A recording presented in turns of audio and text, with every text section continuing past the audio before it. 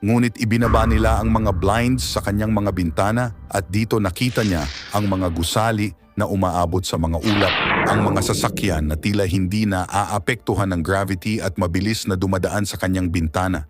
Bigla siyang na-overwhelm at biglang nag-blackout siya. Si Dinak ay inobserbahan ng mabuti sa loob ng 3 araw ngunit sa kalaunan ay gumaling siya at muling nagkaroon ng lakas para tumayo at maglakad. Inilalarawan niya ang mga pader na gawa sa kristal na nagbibigay ng panoramic view ng landscape. Ang mga bagay ay gawa sa kulay pastel na kumikinang na metal na mainit pag hinahawakan. At dinala siya sa isang koridor patungo sa isang malaking silid. Dito niya nakilala ang 2 nakatatandang lalaki na nakasuot ng puting damit.